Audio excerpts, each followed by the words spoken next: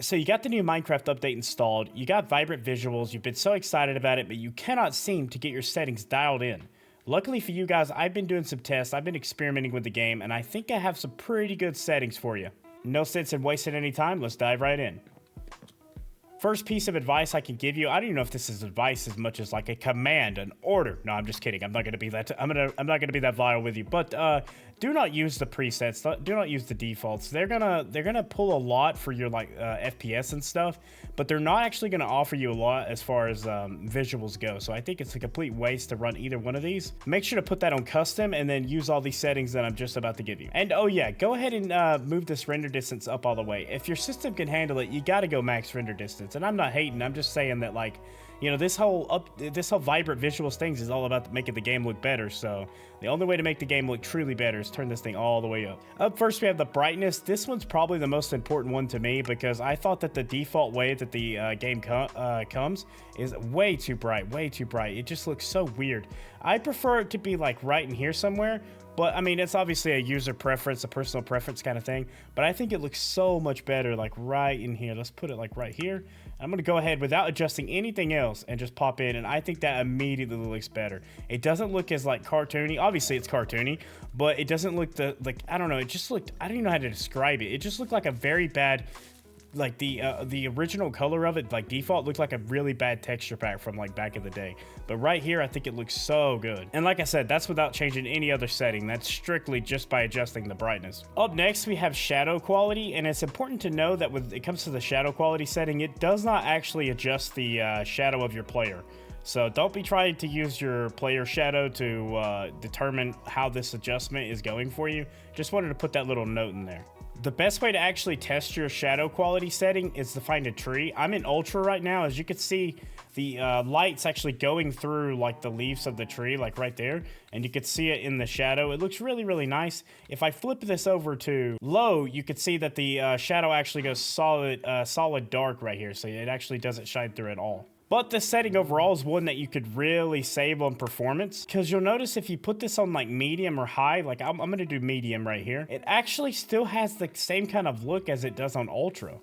So in my opinion, you should run this along medium or high, somewhere in there, instead of ultra, just to save overall on performance. The cloud setting is huge because I have it set on ultra right now, and you can see what it looks like, right? Yeah, okay, ultra, cool. So now if we take this and we drag it all the way over to low, we can back out here and see that there's literally no difference between ultra and low. I at least for my eyes, I can't really see a difference. So I don't see the point in wasting potential performance and FPS and stuff running it on ultra when you could just keep it on low. So this is one I think you definitely just run low. For volumetric fog quality, I think that this is one that's truly like a user preference kind of thing. You can run it ultra, you can turn it off, you could do low. I'm just like in my experiments and stuff, I'm just kind of running it on medium and I'm pretty happy with that. So just kind of run this one wherever you like.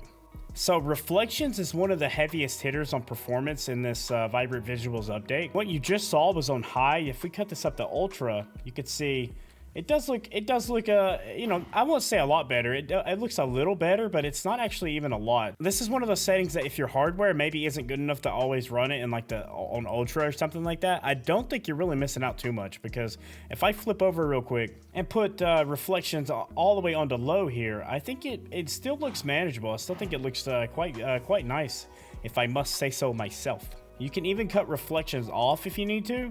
And I think that still looks okay. I think it still looks nice, to be completely honest with you. So yeah, with that being said, I think I'm gonna keep reflections on high for now, but you know, it's really not gonna matter too much where you put this at. For bloom, I think it does give a game like a pretty unique look if you put it all the way down to 0. But I personally recommend keeping it right around like, you know, 70, 75, 80%, somewhere in here. For upscaling mode, you do have the TAAU or the bilinear. I believe it's TAAU. This one's more for performance. You're going to get slightly better performance, where this one's more about like overall quality visuals and stuff. So either way, whichever one you're looking for, I may have that backwards. I hope I don't have that backwards.